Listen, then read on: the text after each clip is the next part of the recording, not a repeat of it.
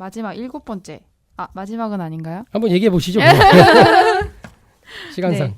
여기 계속 손오공이 드래곤볼을 찾아나가는 과정에서 계속 본인보다 강한 상대들이 나오는데 아까 비루스를 지나서 전황이라는 존재도 또 나온다고요. 우이스도 나오고. 이제 이게 지금 드래곤볼의 제2의 전성기를 만들고 있는 배경이 이런 세계관인데요. 네. 그 전까지는 외계인하고 싸우고 나쁜 놈하고 싸우고 이런 거였는데 이제는 신들이 등장했어 이제. 아니 근데 손오공이 그럼 좌절을 안 해요? 좌절 안 하고 더 신나해. 네, 두근두근해. 진짜? 계속 나보다 막 센 사람이 나오는데요? 왜냐면 사이어인이라는 종족 자체가 강한 상대를 만나면 더 좋아해. 싸우고 싶어해. 약간... 신이라 할지라도 싸우고 싶어해. 신이야? 한번 붙어볼까? 이런 굉장히 재밌는 종족이에요. 그런 기질이 있구나. 네. 약간 그 일본적인 정서를 반영하기도 하는 것 같아요. 그런 게. 그러면서 악인이지만 목숨을 걸고 싸우다 보니까 친구가 돼요. 이게 계속 등장해요.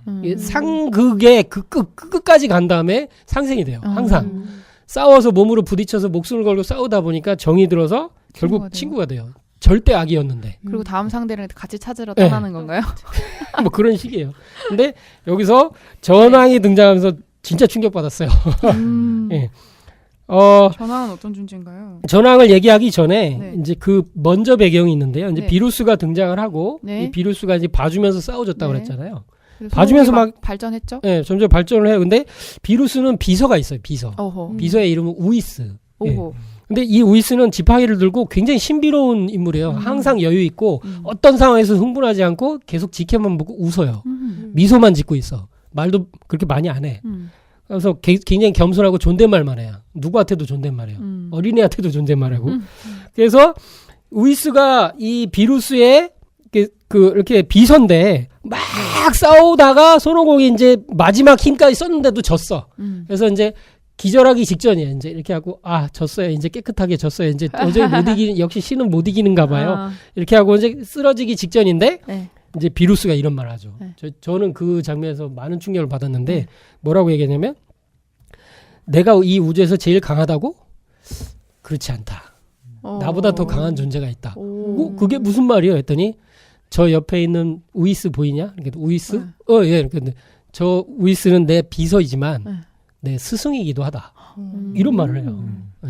최고신이라고 안 했어요? 네, 최고신이야. 최고신이 우주를 주재하는 우주의 주인이야. 이 우주의 비루스가. 주인인데 우이스는 그 비서거든. 근데 비서뿐일 줄 알았는데 스승이래. 근데 실제로 이런 장면이 나와요. 그 손오공하고 한번 싸웠잖아요. 비루스도 좀 피곤하잖아. 그래갖고 자기 별로 돌아가 또 자려고 그래요. 근데 자려고 하는데 이 지구에서 맛있는 음식을 초밥을 준 거야. 근데 이런 거 처음 보잖아. 그래서 한번 먹어보고 너무 맛있는 거야. 자기가 친으로 있으면서 이렇게 맛있는 음식을 처음 먹어본 거야. 그러니까 세상에 이럴 수가 이렇게 하고 나서 옆에 있는 건 뭐지 하고 찍어 먹었는데 이게 바로 고추냉이야. 고추냉이. 그러니까 뭐죠 이게? 와사비. 와사비를 먹고 난리가 난 거야. 그래갖고 으아 하면서 막 여기저기 쏴갖고 별 몇 개가 부서져요. 막 박살이야. 별 몇 개가 톡톡톡 이렇게 했는데 별 몇 개가 부서져가지고 우이스가 보고 안 되겠거든. 이거 별이 너무 부서지면 큰일 나잖아. 그러니까 제어하는구나. 우이스가 비루스 목을 톡 쳐요. 그러니까 기절해. 톡 쳤는데 기절해. 급이 다른데? 그러고 주무세요. 이렇게 하거든. 한 방에 잠을 재요. 그 위대한 신을. 그래서 이걸 보고 이제 참 느끼는 게 많은데요.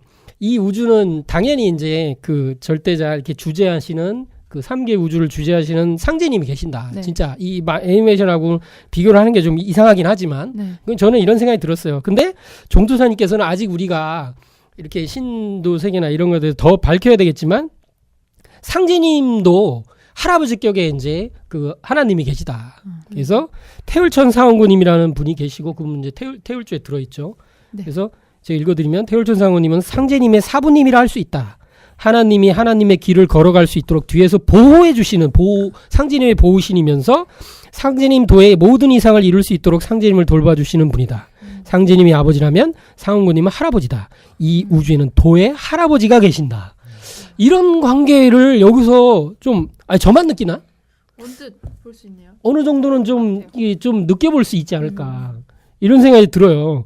그래서 저는 토리야마 아키라가 이런 설정까지 여기 넣는다는 거에 정말 충격받은 거예요. 이제 드래곤볼 35년 보는 동안 이걸 처음 이제 야 이렇게까지? 그리고 여기서 또 끝난 게 아니고 나중에 이제 우이스가 그럼 당신은 어디서 왔냐를 이제 나중에 이제 배우면서 배우게 돼요. 그랬더니 이 우주에는 최고 정점의 절대자 신이 있는데 진짜 우주의 모든 걸 전능으로 할 수 있는 존재가 있는데 그분이 전왕이라 한다. 전의 전은 완전 전자죠.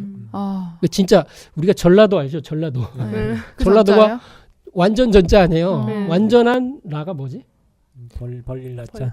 완전함이 벌려져 있는 땅? 뭐 이렇게 완전하게 도가 펼쳐져 있는 땅?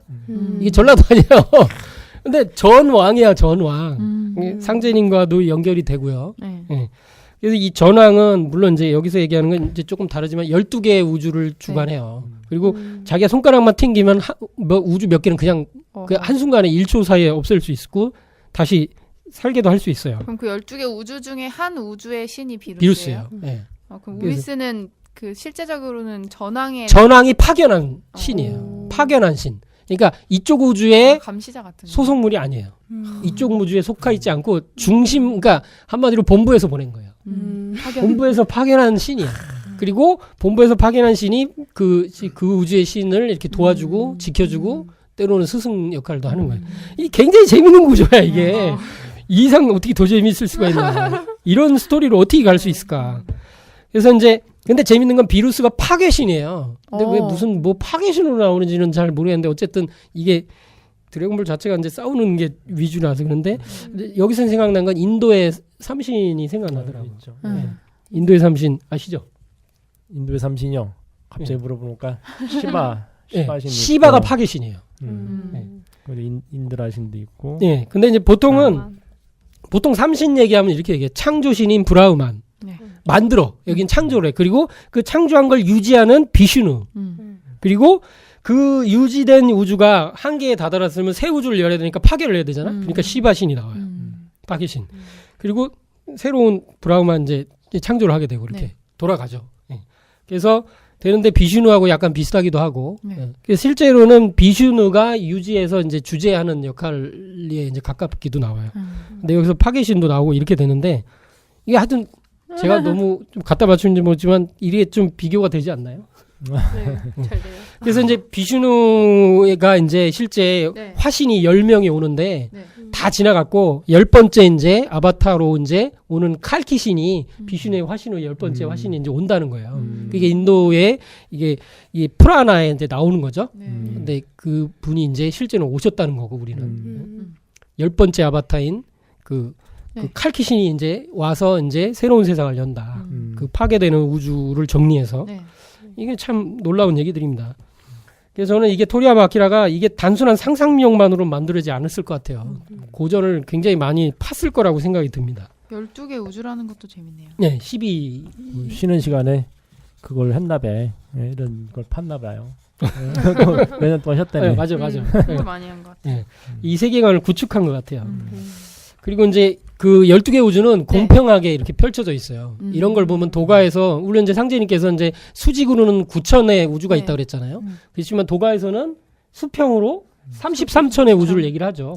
그래서 32천과 그 36궁 36궁이라고. 네, 그런 얘기도 있고. 그래서 데라천이라는 그 중천. 우주의 진짜 중심 안에 계시다 이런 얘기를 하는데 이제 그런 것도 여기서 느낄 수가 있어요. 근데 되게 웃기는 건 손오공이요. 전왕하고 친구 먹어요. 계속 친해지네. 나중에 어떻게 돼? 전왕이 되게 웃기게 제가 그림 보세요. 전왕이 이렇게 생겼어. 아 얘가 전왕이에요? 네, 그래갖고 애기도 안녕 손오공 뭐 이래요. 나타나서 너 싸우는 거 보니까 웃기다 뭐 이래요. 근데 여기 옆에 저기 보디가드 둘이 있죠. 보디가드 둘은 말이 없어. 굉장히 무섭게 서 있어. 엄청 강해 보여요. 말 한마디도 안 해요. 입을 아예 안 내놓고 있네. 근데 내가 얼마나 친해지냐면 나중에 얼마나 웃긴지 알아요? 전왕이 뭘 이런 걸 동그란 걸 하나 줘요. 손오공 보고. 근데 이게 뭐예요? 이게 뭐야? 이렇게 반말해요. 그랬더니 옆에서 보디가드들이 이런 반말하니까. 그랬더니 이 전왕이 괜찮아 이렇게 하거든. 그랬더니 너 마음에 들었어. 네가 언제든지 필요하면 이걸 눌러. 그럼 내가 나올게. 리모컨을 줘. 하나님 불러내는 리모컨을 준다니까. 그래갖고 실제 리모컨 눌러갖고 한번 불러요. 진짜 웃기네. 이게 진짜 놀라운 얘기야 이런 게. 하나님 불러는 리모컨. 그것은 아마도 이 태울주가 아닌가. 급할 땐 나를 3번 부르라. 옛날에 엘리베이터 떨어지는 꿈 꿨을 때 한번 해봤어요. 아. 근데 꿈에서 깨. 아 정말. 이런 것들은 뭐 제가 이제 조사를 하다 보니까 이렇게까지 갔는데 뭐 좀 재미있는 것 같습니다. 한 2가지 코드만 더 보면 되는데 어떻게 갈까요? 그러지 뭐 나중에 또 하기 어렵잖아요. 예. 뭐랑. 하나는 이제 남은 게 이제 원기옥입니다. 원기옥. 네. 예. 원기옥은 모르는 사람이 사실상 없는. 뭐 원기옥 다 아시죠? 들어보셨죠? 아니 저번에 그거 뭐지 하여튼 그 네? 아까 얘기했던 게 뭐였죠? 남자들 나오는 군대가 진짜 사나이? 거기, 네, 진짜 사나이. 거기서 거기서 처음 보셨어요? 아니 그 전에는 봤어도 기억이 기억을 안 못하지. 나다가 그때 보는 순간 그거 진짜로. 지금 원기옥이 정말 매력적이고요. 사람들이 좋아하는 기술이에요. 그래서 뭐 여기 많죠. 뭐 에네르기 파뭐 이렇게 쏘잖아요. 필살기. 네. 근데 이제 뭐 무슨 베지터는 최근에 무슨 갈릭포 이런 것도 개발하고 뭐 이렇게 뿅뿅 쏘는 것도 있고 막 이래요. 뭐 지금 저기 뭐 피콜로는 마광 진살파 뭐 이런 것도 있고 각자 기술들이 있어요. 그 크리링은 마광 진살파. 크리링은 뭐 태양권에 갖고 눈부시게 해서 그때 이제 공격하는 것도 있고 굉장히 이제 많은 게 있는데 최강의 이제 그 기술 손오공 최강의 기술이면서 자기보다 압도적으로 강한 적을 상대할 때 마지막에 써요 항상. 약간 자연의 힘을 불러오는 것 같이 빌려오는 것도 있네요. 네, 이 원래는 손오공이 베지터하고 대결할 때 이제 한번 죽었을 때 그 천상에 있는 개왕신, 그러니까 북개왕신이에요. 북개왕신. 그러니까 이것도 북쪽 하늘이에요. 북쪽 하늘에 있는 개왕신 한테 배워요. 이것도 뭔가 진리적으로 의미가 있어요. 그래서 이 북개왕신에게 이거는 정말 진짜 어떻게 할 수 없을 때 써라. 급할 때. 네. 도저히 무슨 방법이 없을 때 써라. 이렇게 하면서 가르쳐줘요. 근데 이 방법은 재밌는 게 이제 지구인과 나무와 풀과 동물 모두에게 부탁하여 길을 받아 거대한 에너지공을 만드는 거다. 그래갖고 실제 대사는 이래요. 이렇게 막 맞아 이 모습을 보면 손오공이 완전 피투성이 돼 있죠. 그래서 대지여 바다여 그리고 살아있는 모든 것들아 내게 아주 조금씩만 힘을 나눠다오 뭐 이러잖아요. 이렇게. 그러니까 이제 이걸 텔레파시로 막 얘기하니까 처음에는 뭐야 건방지게 반말이야 이렇게 하면서 안 나눠주려고 그래요. 아 진짜로? 야 지구 끝장난다니까 하니까 이제 그때서야 손만 하늘로 들면 돼 이렇게 해갖고 손을 서로 들거든. 그러니까 그때서부터 조금 힘이 모여서 거대한 에너지 이제 공이 돼요. 이게 아무리 조금씩 그 사람들이 아무리 약한 생명체라고 하더라도 이 에너지가 모이니까 뭐 말로 할 수 없는 밝은 에너지가 이제 광명의 이제 빛이 돼요. 그거를 에네르기파를 쏘는 거예요? 아니요, 그걸 던지는 거예요, 이제. 에네르기파는 여기 소용없고 그거를 만들어 컨트롤해서 던지는 거예요, 이렇게. 근데 이걸로 이제 그 결정적인 적을 물리친 경우가 여러 번 있죠. 그래서 이게 원기옥이라고 부른다. 그래서 이것만 가지고 거의 책 같은 걸 막 쓴 사람들이 있어요. 아, 진짜요? 이걸 분석해서 신문 기사도 엄청 많이 나왔고, 그래서 이걸 뭐라고 말하냐면 드래곤볼의 연대의 힘이다. 연대의 힘? 연대. 모두의 힘을 합쳐서 가장 막강한 적을 물리친다. 모두의 힘이라는 건 모든 생명체를 얘기를 하는 거죠. 그래서 참 이런 생각을 어떻게 하나. 옥자가 옥구슬 할 때 그 옥자예요? 네, 구슬. 담아. 그러니까 원기옥이라는 말을 또 알 필요가 있는데 이 이름도 되게 잘 붙였어. 원기하면 우리가 원기가 참 보통 활력이라는 말이거든. 원기충천 이런 말 하잖아요. 네? 그래서 원기옥은 구슬옥자거든. 구슬옥자인데 그래서 여기다 담는 거구나 이 구슬에다가 던지는 거지. 네. 그래서 뭐 갱기라고 부르죠. 갱기. 그래갖고 이 원기옥은요. 그 만들려면 선한 마음을 가진 사람만 만들 수 있어요. 순수하게 선한 마음. 순수하게 선한 마음일 때 절대적으로 순수할 때 그때 만들 수 있어요. 아무도 못 만들어요. 그리고 손을 딱 양손을 들고 모두에게 부탁을 하는 거야. 그럼 들어. 그러면 걔네들이 이렇게 보내주면 그게 이제 모이는 거예요. 이렇게. 그리고 이제 근데 모으는데 시간이 너무 오래 걸려. 그래서 누가 시간을 끌어줘야 돼. 근데 이거와 이제 재밌게 연결되는 게 이와이 슌지 감독의 러브레터. 오겐키 데스까? 네, 한번 크게 해주시죠. 다시. 오겐키 데스까? 와타시와 겐키 데스. 예, 맞아요. 그 뒤까지를 말한 거죠. 맞아. 네. 오겐키 데스까 이러잖아요. 네, 굉장히 애절하잖아요. 그 장면이 그 영화에 진짜 참 명장면 아니에요. 그 흰 눈 벌판에 맞아요. 사실 죽었잖아. 자기 네. 좋아하던 그 사람을 떠나 보내는 거야. 네. 마음속에 떠나 보내야 되거든. 네. 그래서 뭐냐면 영어로 하와이유거든. 그게 하와이유. 어? 잘 지내시나요? 이런 얘기거든. 이렇게 저도 잘 지내요. 뭐 이런 건데. 예? 이게 이 오겐끼가 바로 오는 빼도 돼요. 원래 겐끼 데스 해도 되거든요. 그래서 오 하면 높임말이에요. 높임말. 이렇게 잘 지내세요. 뭐 이런 얘기인데 이제 겐끼 데스 잘 지내냐? 뭐 이런 거랑 좀 비슷한 거거든요. 그래서 데스까 하면은 이제 물음표잖아요. 네. 그래서 겐끼. 이 겐끼가 바로 중요한 오늘의 코드입니다. 겐끼가 원기입니다. 원기. 이게 진짜 놀라운 거예요. 저는 이게 굉장히 충격적인 게 이게 종도사님도 이걸 얘기하셨는데 네네. 일본의 신교 문화가 우리 네. 민족은 오히려 뿌린데도 다 잃어버렸는데 일본 신교 문화, 용복 문화 다 있어. 3조까지 다 있는데 인사말마저 그러니까. 오겐끼 데스까를 우리는 안녕하십니까? 밥 먹었어요? 뭐 이러잖아요. 근데 의미도 있긴 있는데 다들 좀 피곤하시군요. 쉬었다 할까요? 와타시와 겐키 데스. 예, 겐키 데스. 예. 그래서 당신의 원기는 온전하십니까? 라고 번역하면 딱이에요. 당신의 원기는 온전하십니까? 이게 인사말이야? 지구상에 이런 인사말을 쓰는 나라가 있어요? 기자를 쓰네요. 이거 기가 막히다니까 이런 거는. 진짜 이런 인사말을 쓴다는 것 자체가 놀라운 거예요. 당신의 원기는 온전하십니까? 라고 표현하면 그러니까 건강하십니까? 라고 하는 게 일반적이지만 진리적으로 보면 당신의 원기는 온전하십니까? 이런 말이거든요. 이게 원기가 지금 세상 사람들은 온전할 리가 없거든요. 환경도 엉망이고, 그죠? 원래 제가 이제 알고 있는 거는 여기서 으뜸원자를 썼는데 근원 원자를 쓰는 원천직이라고 제가 그거를 많이 들어서 그거하고 좀 생각해서 하고 있는 중인데 쿤달리니라고 해가지고 이제 인도 요가 쪽에서 얘기하는 그 가지 기저 차크라에 뱀처럼 또아리를 트고 있다는 그 얘기를 하거든요.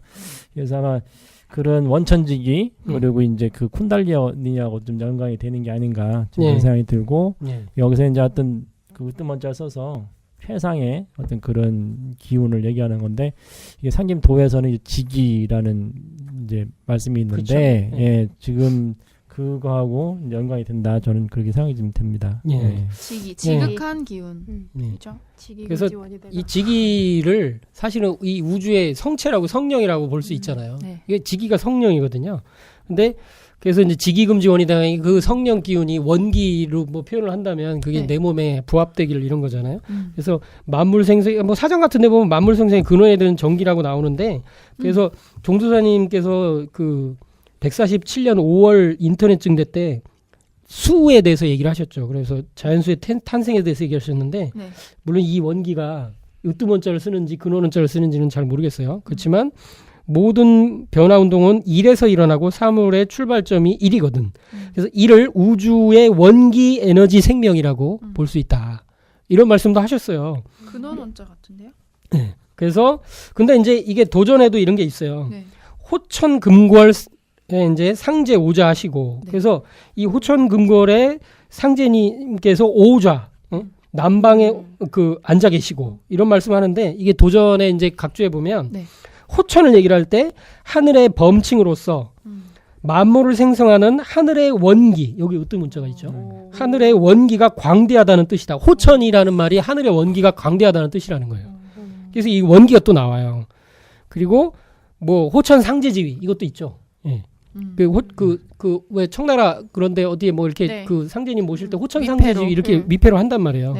그리고 이게 양생법에 보면 태을진이 이제 칠근문이라는 기록에는 뭐 이렇게 첫째로 말을 적게 하면서 속에 있는 기운을 보양하는 것이 중요하고 그 다음에 성생활을 조절하면서 정기를 보양하는 게 중요하고 음식을 먹어 혈기를 보양하는 게 중요하고 다른 기운을 계속 얘기해요. 성을 내지 않고 간기를 보양하는 게 중요하고 맛있는 음식으로 위기를 보양해야 되고 생각을 적게 해서 심기를 보양하고 쭉 나가다가 마지막으로 대체로 모든 것 가운데서 보양해야 할 것은 원기보다 더한 것이 없다. 여기도 으뜸원자가 나와요. 이 원기가 온전하십니까? 근데 여기서 원기 옥이야. 예? 이 원기 근원의 만물 생성의 근원의 에너지를 모아서 이 나쁜 공동의 적을 물리친다. 연대의 힘. 뭐 이런 것을 전체를 느낄 수 있는 게 이 원기옥인데 저는 여기까지 보고 원기옥이 참 재밌고 대단하다 그렇게 느꼈는데 최근 편 보고 더 좀 놀란 게 32페이지 제가 자료를 보면 네. 이게 이제 칼이네? 이게 뭐냐면 손오공만이 쓸 수 있는 기술이었어요. 아무도 못 써요. 근데 이 트랭크스라는 아시죠? 트랭크스 누구죠? 네, 베지터 아들이에요. 베지터 아들. 그러니까 베지터는 악인이었다가 손오공하고 죽도록 싸우다가 이제 친구가 됐는데 트랭크스는 베지터의 아들인데 이 트랭크스는 또 되게 착해요. 근데 이 트랭크스는 이 드래곤볼 전체 시리즈 중에서도 번외편으로 굉장히 유명해요. 왜냐하면 미래 세상에서 항상 등장하거든. 타임머신 타고. 왜냐하면 미래 세상은 항상 암울하거든요. 진짜 암울하고 누군가에서 파괴돼 있고 혼자 싸우고 있거든요. 유일하게 혼자만 싸우고 있거든요. 전 지구인이 거의 다 죽었고. 근데 그 세상에서 도움을 청하러 가끔 타임머신 타고 와요. 물론 타임머신은 얘 엄마인 부르마가 만들죠. 천재 과학자인. 그래서 이런 이제 굉장히 재밌는 이제 시간 여행이나 평행 우주 세계를 열었는데 절대 악이 등장해요. 미래 세상에. 근데 이거는 진짜 제가 드래곤볼 보면서도 이보다 더한 악은 본 적이 없어. 절대 악이 등장하는데 50 블랙이라는 자마스라는 악이 등장해요. 진짜 걔는 신이에요. 신인데 이제 모든 그 미래 세상에 있는 모든 신을 다 죽였어. 50 블랙? 네. 손오공의 몸을 자기 몸하고 바꿔치기 해가지고, 그러니까 슈퍼 드래곤볼로 소원비를 갖고 몸을 바꿔치기 해서 지가 수련해갖고 지가 절대 신이 됐어. 그리고 신들도 다 죽였어. 그 미래 세상에서는. 그래가지고 인간들을 싹 죽여야 되겠다. 다 죽이고 새로 시작한다. 이게 얘 이상이야. 이게 원더우먼하고 똑같은데. 네, 맞아요. 똑같아요. 처음부터 시작한다. 이게 진짜 절대 악이거든요. 근데 얘만 인류가 조금 소수만 살고 얘 혼자만 유일하게 힘이 있어서 싸우는데 얘의 상징물이 칼이에요. 스워드. 이게 트랭크스는 유일하게 전사들 중에 칼을 써요. 근데 아무리 해도 안 되니까 타임머신 타고 와서 손오공하고 베지터하고 같이 가자 해서 도와달라 해서 싸웠는데 싸우면 지고 거의 죽도록 두드려 맞고 타임머신 타고 현재로 들어와서 또 회복하고 또 한 번 가서 따고 죽도록 들어가고 또 오고 이래요. 계속 안 돼. 계속 져. 이건 절대 이길 수가 없어. 근데 그 싸우는 와중에 트랭크스도 몇 번 또 싸워요. 근데 아니 트랭크스는 아무리 해도 베지터나 손오공보다는 강하지 못하거든요. 아무리 수련해도.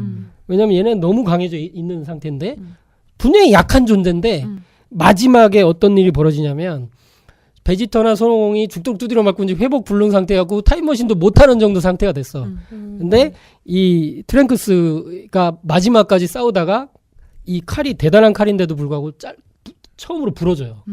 부러졌는데 그 부러진 칼을 이게 살아남은 인간들 중에 한 명의 어린애가 잡고 있어 이렇게. 그 장면부터가 이제 명장면인데 인간이 그 칼을 딱 잡잖아요 이렇게. 잡고 부러져 있어. 트랭크스는 유일하게 싸울 수 있는 유일한 인물인데 제일 약해.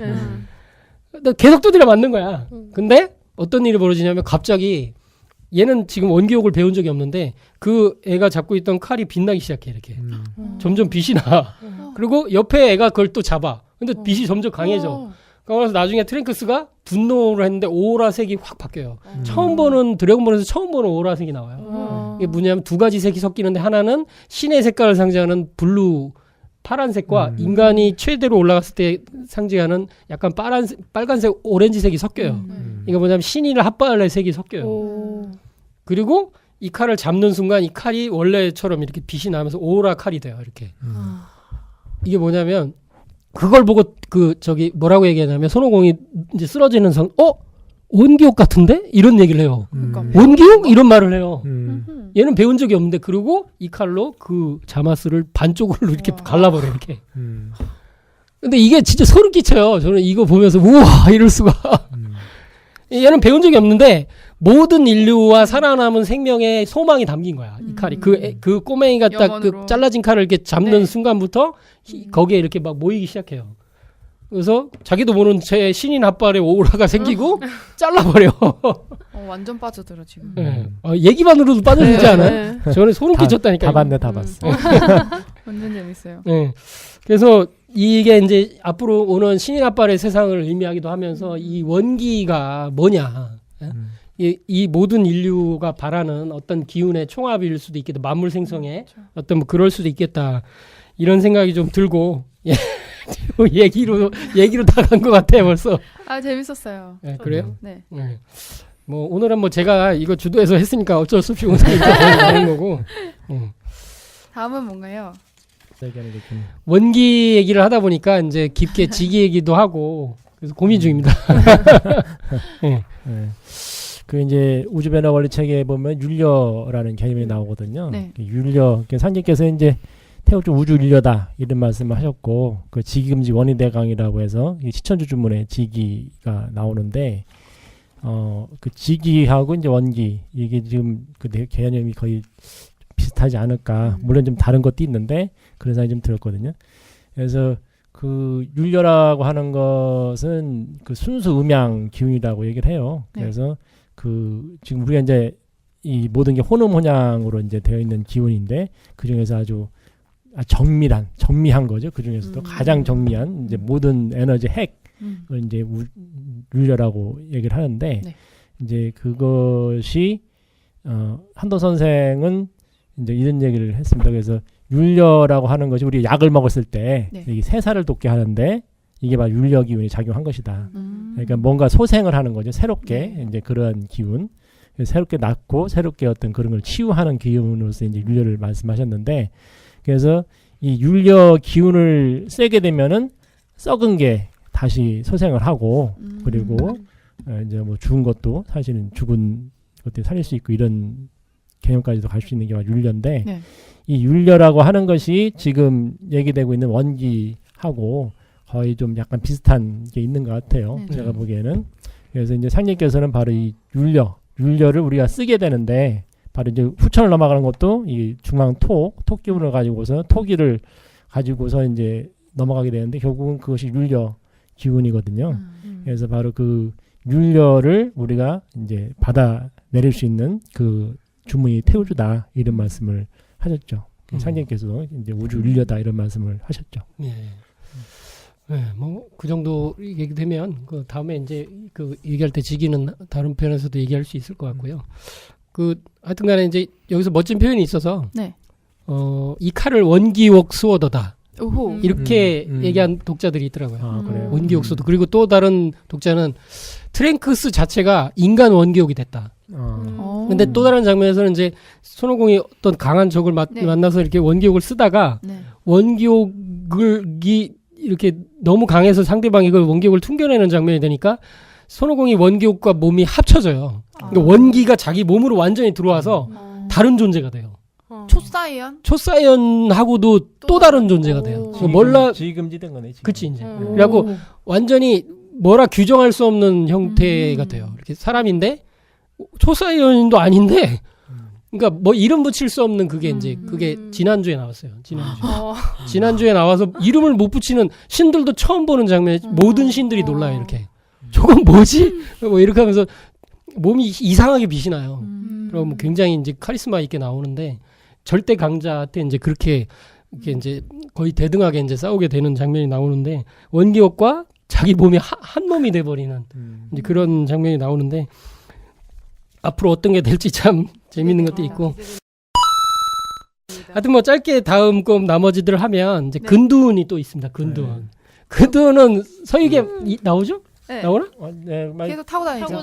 아 서유기 원본에도 근두운이 있나요? 그렇죠. 있죠. 구름 타고 가는 거. 치키치키 거기도 있고 치키치키 자카자카 거기도 나와요. 슈퍼보드. 근데 슈퍼보드. 그게 근두운으로 나오는구나. 근데 이제 근두운은요 특징이요. 날아다니는 구름인데 인격이 있어. 그러니까 이게 구름이 인격이 있다는 거는 이제 우리 그 구름 신명 뭐죠? 이게 그 자연신 운사로 생각해 볼 수 있어. 운사를 드래곤볼에서 인격이 있다는 거예요. 네, 인격이 있어요. 땀 돌리고요. 감정 표현도 해요. 네. 운사는 원래 이제 그 인격신이고 이제 구름신이 구름신이 자연신이 있는 거죠. 그래서 이 근두운수를 쓰면 이렇게 부르는데 근데 중요한 거는 이걸 누가 줬냐. 이게 이 근두운은요 부르면 손오공이 부르면 바로 와요. 이거 딱 타고 이제 마한 1.5km로 날아갈 수 있대요. 시속 1800km로 날아가는 걸로 설정으로 돼 있어. 근데 이것도 웃기는데 재밌는 거는 이거는 네. 아까 저기 원기옥은 선한 마음을 가져야지만 만들 수 있다 그랬잖아요. 근데 근둔도 똑같아. 아하. 욕심이 없고 선한 마음, 아무 이렇게 깨끗한 마음일 때 탈 수 있어요. 그러니까 아무도 못 타. 거기에는. 구름이니까 사면 속 빠지는구나. 네. 그래가지고 크리링도 착한데 네. 크리링이 이게 삶에 대한 욕심이 있거든. 뭐 돈 많이 벌고 이런 욕심이 있거든. 그래가지고 손오공에 타니까 지 털려고 아무래도 빠지는 거야. 그러니까 손오공한테 업혀서 가. 나중에 근둔 탄 상태로 업혀서 가. 근데 이 근둔을 준 사람이 누구냐? 손오공한테. 누구죠? 무천도사. 무천도사는 자기가 주인인데 못 타. 못 타. 재밌다. 근데 이제 굉장히 재밌는 게 이 근둔은 네. 원래 이제 지구를 다스리는 지구의 신이 있어 또. 지구의 신의 신계가 있는데 그 신이 그 하늘 위에 떠 있거든요. 네. 근데 그 신 중에 뭐 키린인가 그 신이 이렇게 줘요. 줘가지고 근데 주는데 이렇게 봤더니 어떻게 하면 근두운 덩어리들이 있겠는데 거기서 띄어서 줘 이렇게. 근데 되게 많은 거야. 되게 많은데 그 중에 띄어서 준 거야 이렇게. 그것도 되게 재밌어요. 그럼 새 자연신이 딱 자연신이 다 있는 거야 이렇게 거기에. 다 모여 있는 거야 이렇게. 이 설정도 너무 놀라운 설정인데 사람들은 어쨌든 아니 타지도 못하는 거북선이 왜 근둔을 갖고 있냐 뭐 이런 것도 많이 나오고. 그래서 여기 보면 징글마을의 촌장에 의하면 옛날에는 꽤 흔했는데 근둔이 꽤 흔했는데 인류가 악에 점점 물들어지면서 탈 수 있는 사람들의 수가 줄어들며 잊혀졌다고 한다. 이것도 고대 황금 문명에 대한 얘기겠죠. 네. 이게 재밌는 건 굉장히 많죠. 화이트 샤먼들은 하늘에 오르내렸다 그러니까. 그렇죠. 구름 타고. 그런 게 있죠. 타고 간 건 아니죠. 자기 몸을 가지고 저 누구죠? 그 누구죠? 환단고기의 저자 중에 누구죠? 아남노. 네. 그분은 이게 양탄자 깔고 날아다녔다고 하는 게 이제 나와 있잖아요. 근데 이제 도전에도 상제님은 1편 36장에 아직 이게 그 성도를 하시기 전에도 맞아요. 구름 타고 다니시는 말씀 있죠. 읽어주세요. 증산께서. 증산께서 두 친구와 즐겁게 담소를 나누신 뒤에 후일을 기약하고 돌아오시니 이때 강우가 먼저 바람을 타고 집으로 돌아가고 증산께서도 구름을 타고 순식간에 날아서 오시니라. 네, 한 1.5 이상이 될 것 같아요. 순식간에. 네.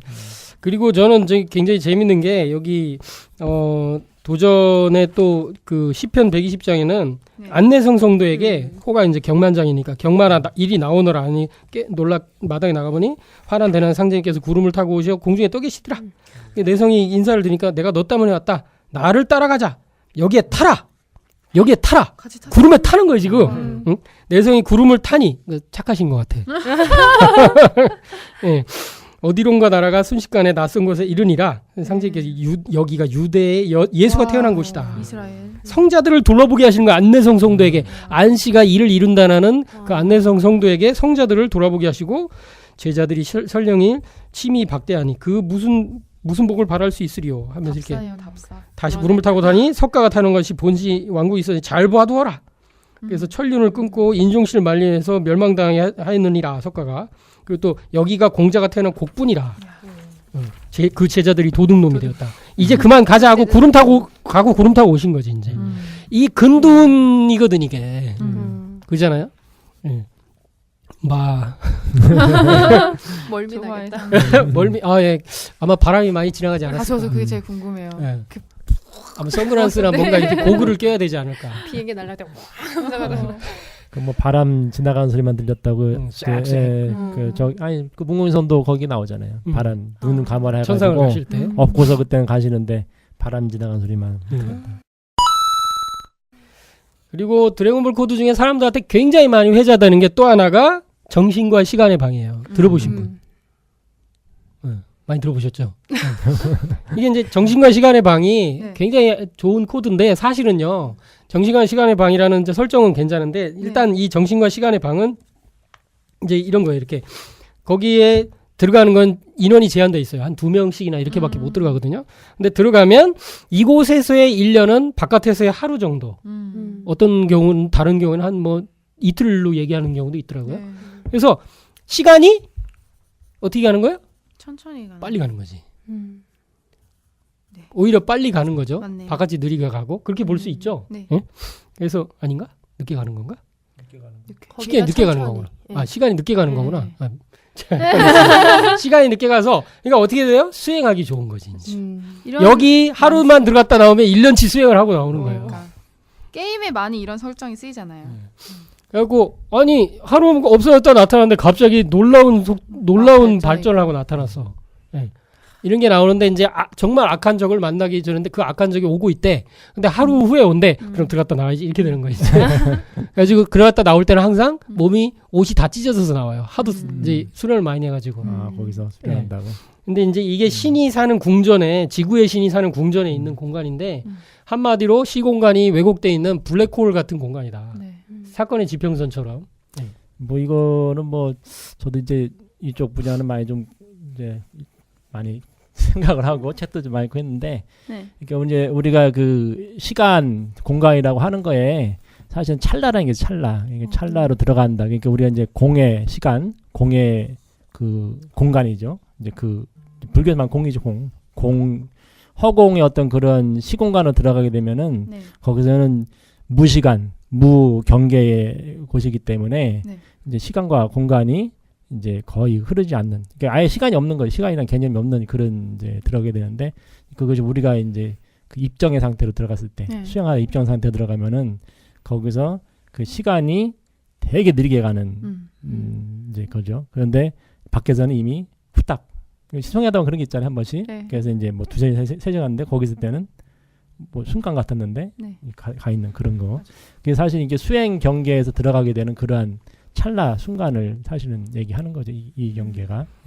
예전에 어떤 만화 봤었는데 좀 비슷한 얘기이긴 한데 거기는 이제 저승을 이런 시간과 정신의 방과 같은 공간으로 생각하더라고요. 어떤 다른 마법사가 있어서 이 마법사는 죽은 사람을 살릴 수 있는 거예요. 그래서 자기의 그 동료들을 한번 살릴 계획을 하고 있는데 죽은 순간에 바로 살려요. 근데 걔가 딱 죽으면 저승을 가는 거예요. 근데 저승에서는 굉장히 오랜 시간이 흐르는 거죠. 그래서 거기서 막 수련을 막 해요. 나름 이승으로 돌아오기 위한 준비를 막 해서 찰나의 순간에 죽었다 딱 깨어났는데 엄청 강해져 있는 이렇게도 쓰더라고요. 그러니까 이제 찰나가 얼마냐라고 하는 게 사실은 과학에서 좀 밝혀져 있는 게 좀 있어요. 그러니까 0은 아니에요, 0. 그러니까 우리가 0이라고 하는 건 없는 거거든요. 그러니까 절대 무는 아니고 6인 유인데 그게 이렇게 시공간으로 드러난 유가 아니라 시공간으로 들어가기 전 그 단계, 그게 이제 있어요. 그래서 아주 진짜 아직까지 거기까지 들어가지 못했죠. 과학에서는. 그게 이제 수행을 통해서 그 경계를 들어가는 거죠. 그래서 이게 이제 수행하는 공간으로 표현이 되기 때문에 그것도 재밌어요. 그것도 이게 제목도 정신과 시간의 방이에요. 정신을 수련한다는 느낌이 나네요. 그래서 우리 신선노름에 도끼자루 섞는 줄 모른다고 그왜 어디 나무꾼이 어디 올라갔는데 신선들이 이렇게 바둑 두는 거 한참 넋을 놓고 지켜보다가 내려왔더니 뭐가 달라져 있어. 아이고 이거 안에도 없고 누구네 집 없어요. 이렇게 했더니 그분은 우리 할아버지인데요. 이렇게 하면서 되게 나이 든 할아버지가 우리 할아버지인데 이렇게 하는데 자기 손자인데 자기보다 더 늙었어. 이런 경우 있잖아요. 근데 그게 이제 인터스텔라에 그대로 나왔죠. 영화 인터스텔라에. 그 블랙홀 옆에 있는 행성. 네. 근데 그 인터스텔라는 참 많은 영감을 주고 현대 물리학을 가장 잘 표현했다.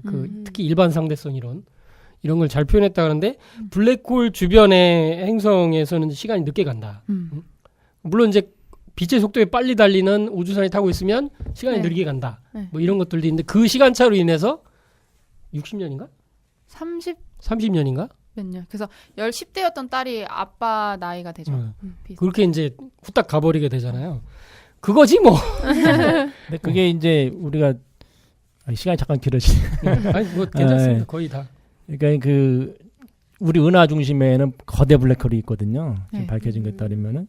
그러니까 이제 그걸 중심으로 이제 은하가 도는 거잖아요. 우리는 그 은하의 끝에 이제 있는 거고. 그러면은 그 블랙홀 가까이의 중심에서는 한 바퀴를 도는 게 이렇게 아까 얘기한 2억 얼마 걸리는데 밖에서는 밖에는 되게 빨리 가잖아요. 이게 그렇죠? 이게 속도가 다른 거예요. 이게 가는 속도가 이건 하루인데 사실은 중심에 보면 이건 하루거든. 한 바퀴 이렇게 자전한다 보는 수 있다네. 근데 이 밖에서는 그것이 속도가 다른 속도로 좀 돌기 때문에 시간의 경계가 사실은 중심하고 밖이 사실은 완전히 다른 게 되는 거죠. 이렇게 그렇게도 볼 수 있습니다. 그러니까 아까 하나님이 뭐 이렇게 겁이라고 해서 상제님이 1겁이 109,600년이다. 그러니까 하나님의 성수거든요. 그러면은 그 하나님이 한 살을 사실 때 우리는 79,600년이라고 하는 뭐 그렇게도 볼 수 있겠죠. 왜 그런 얘기 하잖아요. 태상종 도사님이 네. 30년이니까 이제 상제님께서 이제 여기 한 39세?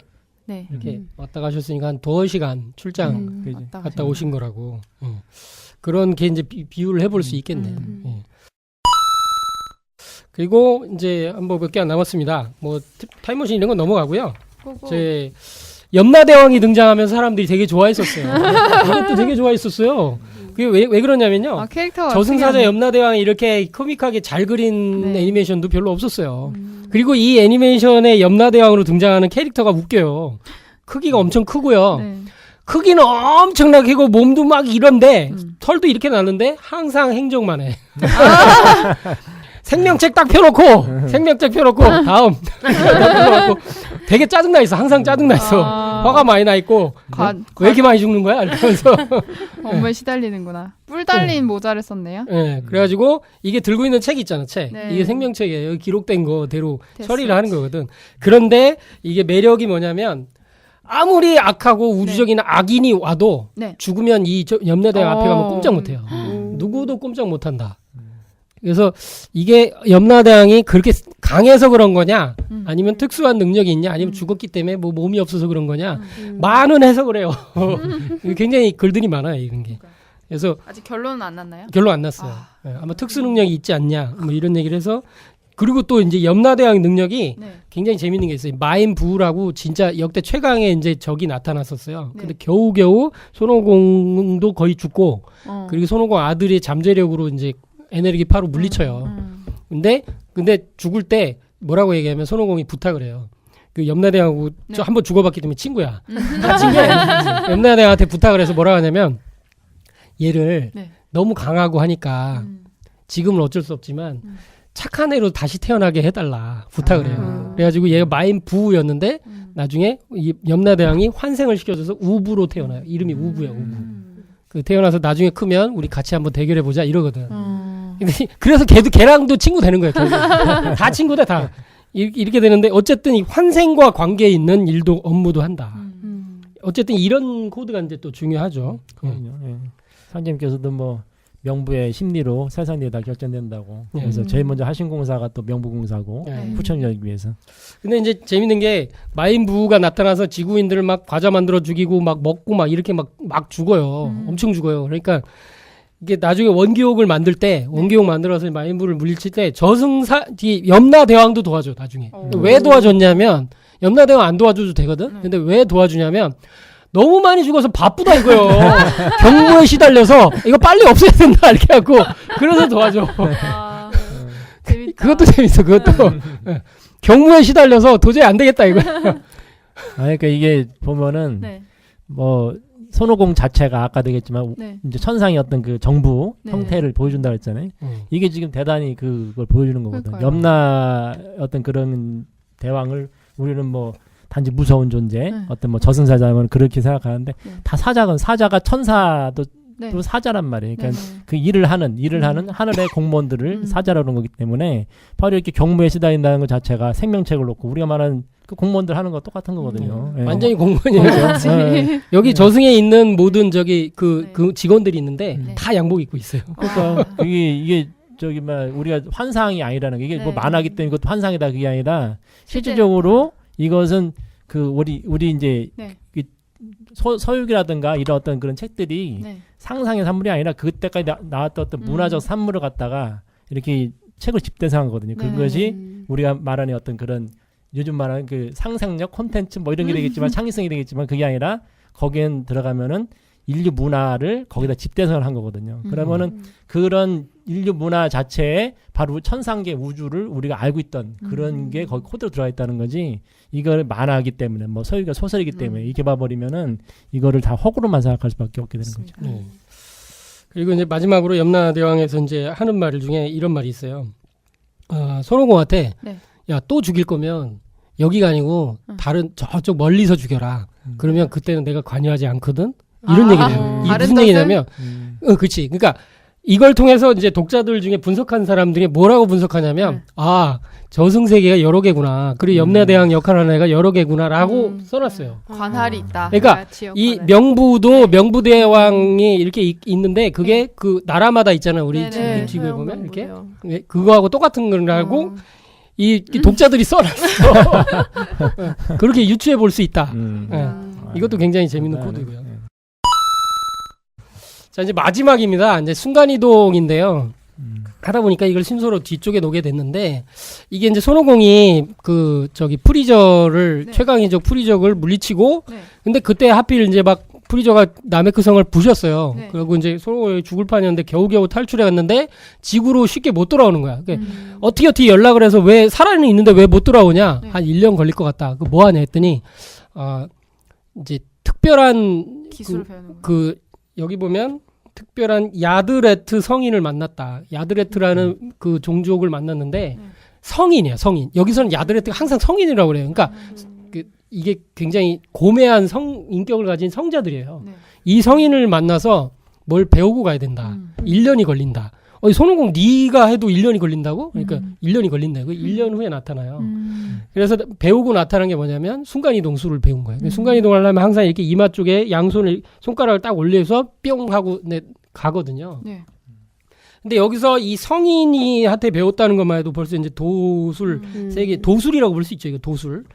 그래서 뭐 인스턴트 트랜스미션이라고도 뭐 부르고 막 그런다는데 이게 이제 순간이동에 대해서 이제 도전에도 이제 나오는 게 있죠. 도전에. 예. 그게 도전 2편 108장. 한번. 네. 빛나는 대로 가자. 정민년의 하루는 상제님께서 성도들과 함께 앉아 계시다가 빛이 나는 대로 가자, 빛나는 대로 가자 하시거늘 호연이 빛나는 데가 어디예요? 하고 여쭈니 형렬은 이미 말씀을 알아듣고 변산으로 가신단다 하고 일러주니라.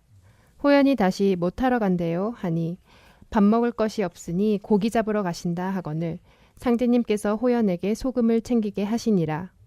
호연이 고기를 맨손으로 어떻게 잡을까 하며 궁리하는 중에 상제님께서 문득 여기가 변산이다 하심으로 밖을 보니 어느새 방이 변산 꼭대기로 옮겨져 있더라. 내 마음이 진짜 마음이라. 성도들이 소스라치게 놀라 웅성거리는데 여기까지입니다. 성도들이 소스라치게 놀랐죠. 근데 중요한 건 여기서 순간이동을 하셨는데 변산 꼭대기, 변산 그 국립공원 아시잖아요. 그 꼭대기로 지금 갔는데 뭐가 갔냐면 방이 간 거예요. 방이. 그러니까 집이 옮겨졌다고 봐야죠. 공간이 그죠? 통째로요. 그래서 순간이동을 한 거예요 지금. 그게 이제 불교에서도 육신통이라고 하는 게 있어요. 이게 도통 6개 이제 그 단계를 얘기하는 건데 단계라기보다 이제 6개를 쓸 수 있는 거죠. 어떤 그런 도과를 이룬 건데 거기 보면은 그 천안통이라는 것도 있고 천안통 그리고 누진통 뭐 이제 그런 것도 있고요. 그리고 이제 거기에 보면은 신족통이라는 게 신족통이라는 게 그게 이제 자기 원하는 데를 가는 거예요. 자기 몸도 발족자인가? 발족자? 네, 그렇죠. 그런 게 있어요. 그래서 신족통이라고 그러는 게 타신통, 숙명통, 누진통, 천안통, 천이통 이렇게 돼 있거든요.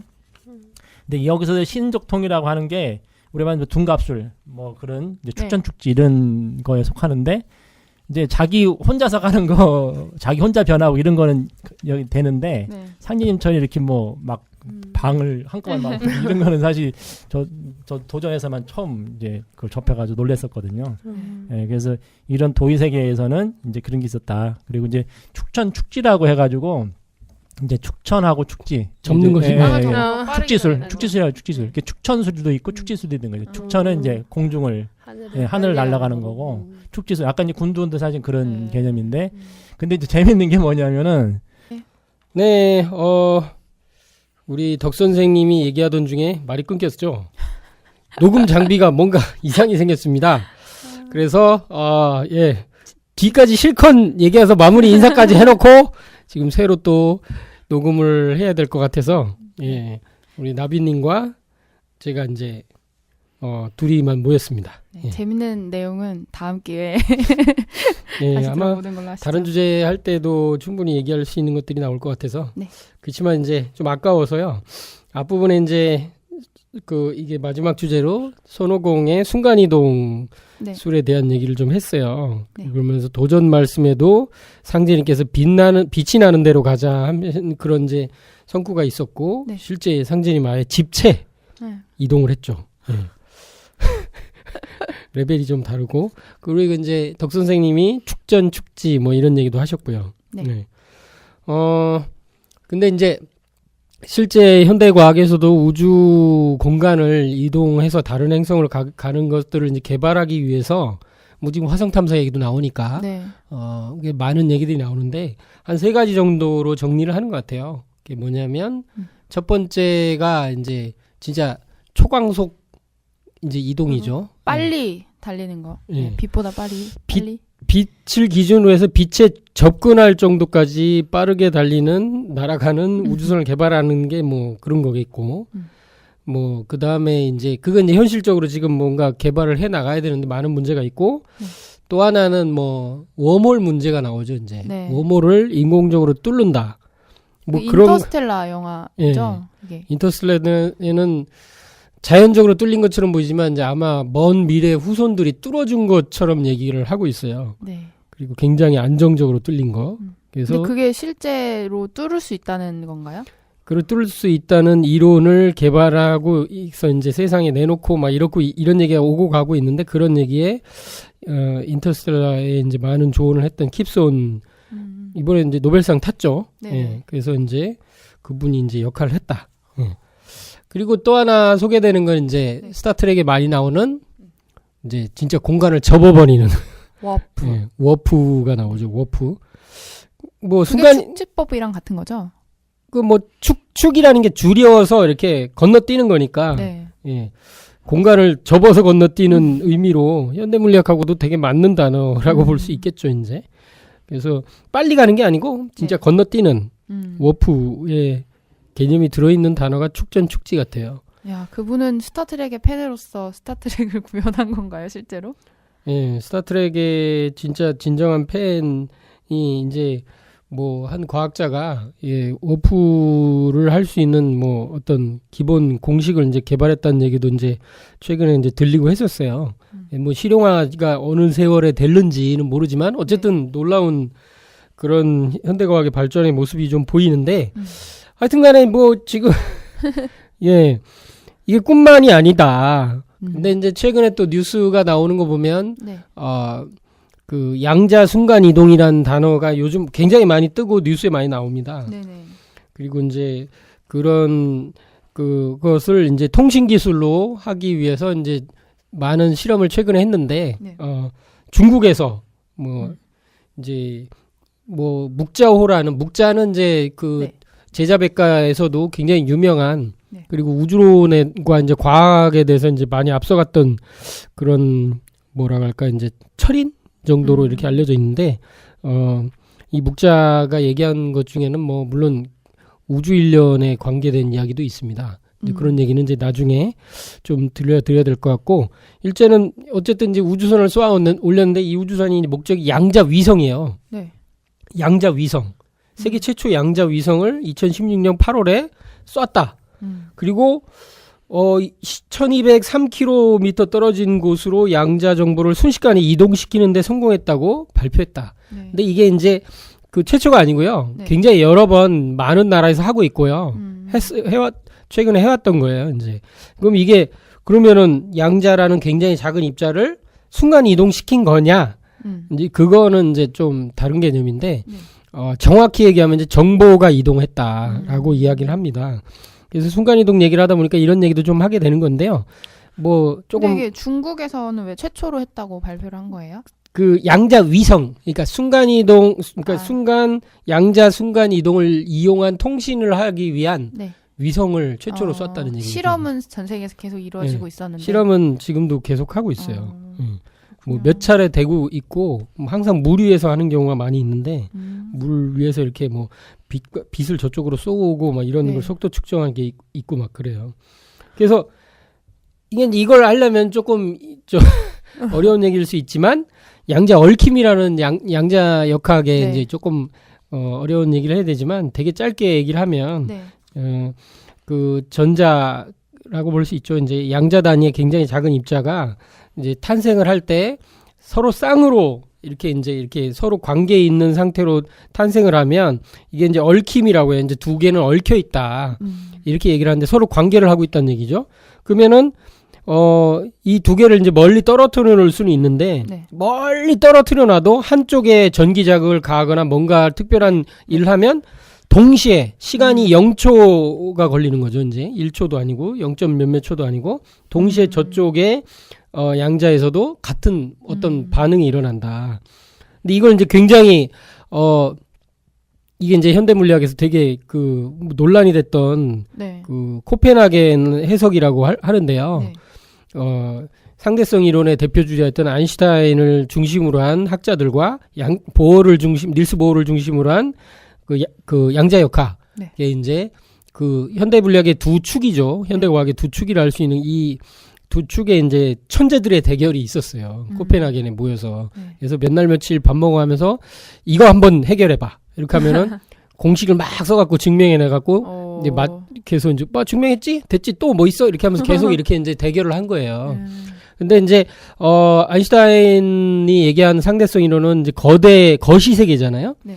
거시 세계에 대한 건데 양자역학은 진짜 미시 세계, 우리들 속에 네. 있는 진짜 작은 입자들의 세계를 얘기를 하는 거였는데 그 세계는 지금 우리가 보고 있는 네. 그 행성 간의 이동 같은 뻔한 예측 가능한 그런 게 아니더라. 그러니까 얘기를 하니까 이제 그 아인슈타인 이런 얘기하죠. 신은 주사위를 던지지 않는다. 신 얘기를 해버려요. 예.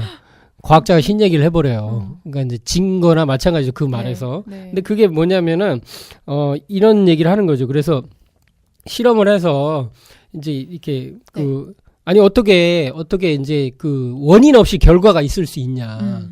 라고 이제 주장을 하는데 양자역학에서는 원인 없이 결과도 나온다는 얘기를 하는 거예요.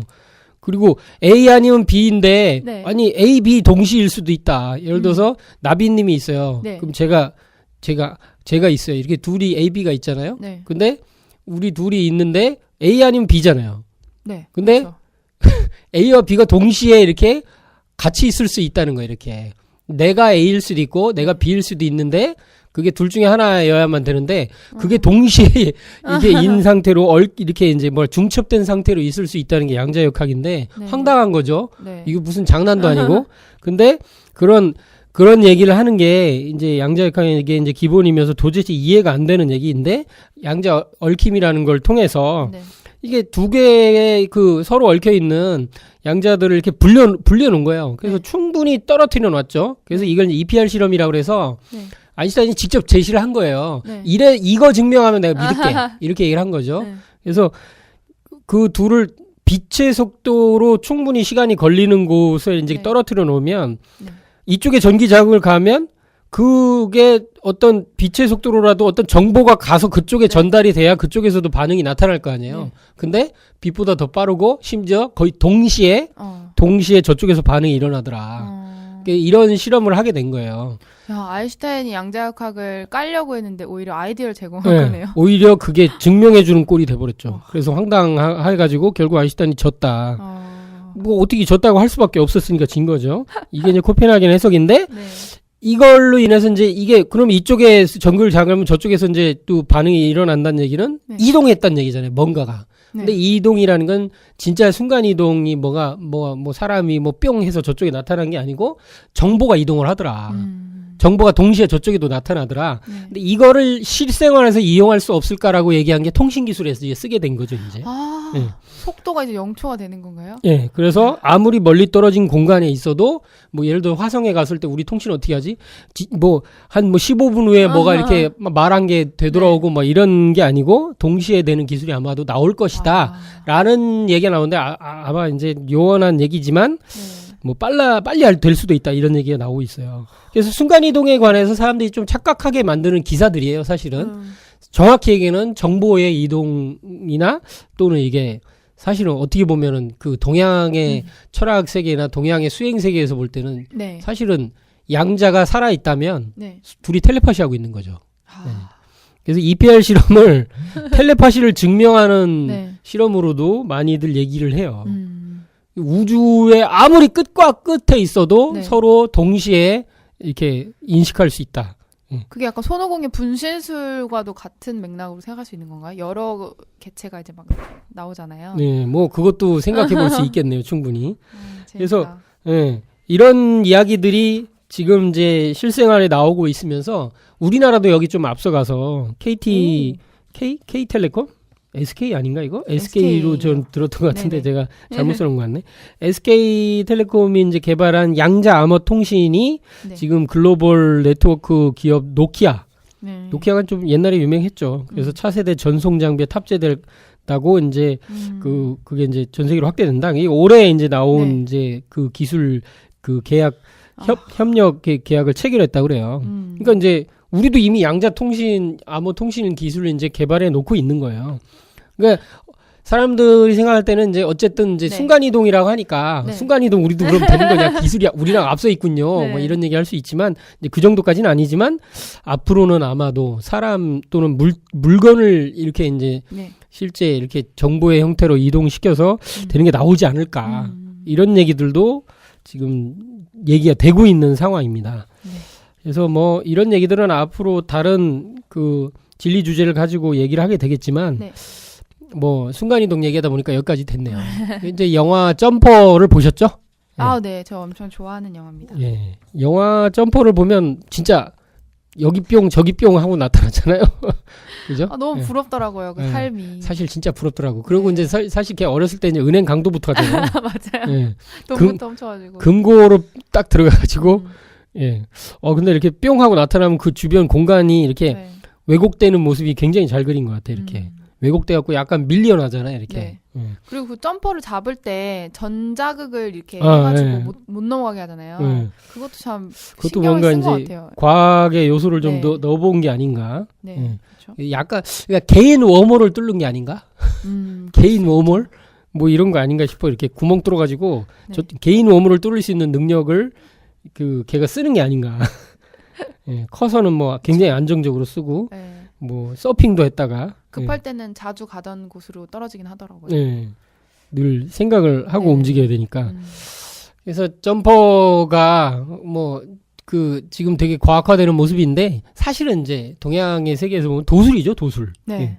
그것도 도술로서 생각해 볼 수 있습니다. 이제 코펜하겐 해석을 얘기하다 보니까 좀 어려워진 얘기를 했는데 어쨌든 네. 그 코펜하겐 해석에서 이제 양자역학 쪽이 완성을 하면서 이런 말을 했어요. 납득할 수 없는 것은 내버려둬라. 이게 다 하려고 이게 우주를 기어코 다 알아서 이제 정복하려고 우주의 비밀을 하려고 하는데 실제는 그럴 수 없는 영역이 있다. 근데 그 어떤 한계점에 대한 얘기도 이렇게 보여주고 있고요. 물론 과학의 어떤 자만심을 좀 예. 지적하는 내용이기도 하네요. 뭐 그렇게도 볼 수도 있을 것 같아요. 이게 굉장히 재미있는 세계인데 어려운 얘기를 좀 하기가 좀 그랬고요. 이제 참고로 지난번 녹음 때 안 하다가 지금 이제 생각나서 하는 얘기인데 네. 우리나라에서도 이제 동의대의 화학과에 이상명 교수라는 분이 있었는데 네. 제가 한 10몇 년 전에 그 책을 읽었어요. 기과학이라는 책을 냈었어요. 근데 이 책에는 되게 충격적인 게 나와요. 실험을 직접 하는 거예요. 직접 이 장비를 네. 개발해서 했는데 네. 순간이동을 성공했다고 그 교수님은 진짜요? 얘기를 해요. 그리고 그 자기가 개발한 장비들까지 다 만들어 온 것까지 책에 다 들어있어요. 그래서 그 작은 물체들을 순간이동을 실제 했고, 네. 그리고, 생명체도 실험을 해봤다. 달팽이하고 미꾸라지 정도는 성공을 했다. 뭐 이런 얘기를 해요. 뭐지? 저는 되게 그분을 나중에 한번 언제 기회 되면 만나보고 싶었어요. 근데 이 기과학 책이 제가 이제 집에 한 권이 있는데 네. 지금 서점에 사려고 하면은 뭐 그 옛날 고서적 뭐 이런 데서 하는 게 3만 원씩 한대요. 그래서 거기 보면 이제 그렇게 자세하게 그런 이론적 체계를 가지고 해놓은 게 있어요. 이게 되게 충격적이다. 그러게요. 저희가 이제 지난 녹음 때, 네. 원래 본 녹음 때 이런 얘기를 했잖아요. 네. 이제 용이 물을 끌어다가 이렇게 상진이 금산 예배당에 갔을 때, 이게 벼락신장을 어디 있느냐! 이렇게 하면서 이제 속히 벼락을 치라! 이렇게 할 때 이제 막 비가 막 떨어지면서 벼락이 치는데 그 비 속에서 물고기가 떨어졌다 그랬잖아요. 그러니까. 그거와 이 기과학책이 연결이 되지 않나. 진짜로요? 그런 느낌이 좀 들어요. 왜냐면 미꾸라지 이동을 성공했대. 황당하잖아요. 그렇네. 제가 거짓말하는 게 아니고요. 이 책에 이렇게 나옵니다. 나오는 걸 인용하는 거예요. 달팽이 정도. 그래서 이게 뭐 진짠가? 뭐 근데 실제 제가 동의대 들어갔더니 이분이 이제 은퇴한 교수님으로 나오긴 해요. 뜨긴 해요. 그래서 하여튼 뭐 좀 재미있는 그게 사실이라면 정말 큰 발견 아닌가요? 예, 뉴 사이언스 예, 앞으로 후천 과학에 해당되지 않을까 이런 생각도 좀 들었고요. 네. 뭐 이런 것들은 이제 다음에 더 조사해서 한번 좀 소개를 해드리고 자 이제 결론 부분 원래는 지난번 녹음 때 저희가 이제 그 감상까지 해갖고 이 드래곤볼 편에 대해서 쭉 얘기를 했었는데 인사도 하고 인사도 다 했었는데 네. 에구에구 이렇게 됐습니다. 네. 뭐 어떻게 총평 한 번만 해주시고 마치죠. 좀 어색하긴 합니다. 이게 재녹음을 하다 보니. 네, 예. 재밌는 시간이었어요. 제가 드래곤볼 세대가 아니라고 생각했었는데 드래곤볼 세대더라고요. 아직도 계속되고 있고 이제 한 번 더 지난번에 너의 이름은이라든지 일본 만화 애니메이션에 대해서 좀 더 알 수 있는 기회였고 그리고 항상 놀라운 것 같아요. 그 일본에 남아 있는 그런 우리의 사상들이 연결되어 있는 부분을 많이 느끼고 특히 신도 문화가 남아있다는 부분에 대해서 굉장히 의미가 있는 거였던 것 같고요. 그리고 이제 드래곤볼 한번 다시 봐야 되겠다 하는 생각을 했습니다. 너무 기니까요. 최근 시리즈를 보시기 바라요. 네, 추천을 좀 해주세요. 네. 진짜 많더라고요. 네. 하여튼 이제 결론 내려보면요. 이 30년 동안 많은 사랑을 받아온 이제 드래곤볼을 이렇게 정리해 봤는데 네. 애니메이션 왕국이라고 불리는 일본이 왜 그렇게 만화의 세계에 이렇게 넓은 세계와 이렇게 다양한 그런 세계관을 창조할 수 있었을까 하는 것을 이제 이런 환단고기 문화와 이런 신교 문화 이런 곳에서 역사 속에서 찾아볼 수 있을 것 같아요. 원래 한국에서 일본으로 네. 고대 한 1000년 동안에 한 100만 명 이상이 건너갔다고 하고 네. 이게 일본 역사라는 게 실제 한국인의 이제 한민족의 이주사다, 이민사다 이런 얘기도 하니까 네. 그래서 그렇게 문화를 전해줬는데 그로 인해서 형성된 이제 일본 역사가 그런 당연히 이제 뭐 너무도 당연한 거죠. 이제 신교의 이제 삼신과 칠성 문화에 이제 근원을 둘 수밖에 없는 거죠. 근데 그거를 우리는 상당 부분 잃어버렸는데 네. 오히려 원형을 그쪽은 더 가지고 있다. 그리고 그거를 애니메이션과 이런 자기네 문화를 펴는데 더 이렇게 이제 활용하고 그런 세계관을 창조하고 있다. 그래서 이 삼신칠성 문화로 도배되어 있습니다, 사실은. 네. 그래서 이제 그런 신교 문화의 코드들을 펼치고 있는 거를 역사 문화 속에서 이렇게 근원을 찾아볼 수 있는데 많은 걸 느낄 수 있게 됩니다. 이게 오히려 아이러니를 느끼는 거죠. 이제 원조는 잃어버리고, 건너간 이주한 곳에서는 꽃을 피고, 이렇게 되는, 그래서 그런, 되는데. 뿌리로 돌아가는 게 얼마나 중요한가 이런 걸 느낄 수가 있습니다. 네. 예. 그래서 역사문화 코드를 제대로 보고 눈을 뜨는 것이 중요하다. 예, 드래곤볼을 보면서 이걸 느낄 수 있습니다. 예. 여의주를 나름대로 네. 찾고 이게 자기 뜻대로 내 뜻대로 하는 걸 원하시는 분도 많겠지만 태울주가 여의주입니다. 예. 태울주를 꼭 한번 만나고 공부하고 수행해서 도장을 한번 찾아가서 열심히 한번 수련해 보시기 바랍니다. 저희도 언젠간 원기옥을 쓸 수 있는 건가요? 예, 원기옥과 하나 된 모습을 그려보겠습니다. 예. 자, 그러면 드래곤볼 편 여기서 마치겠습니다. 감사합니다.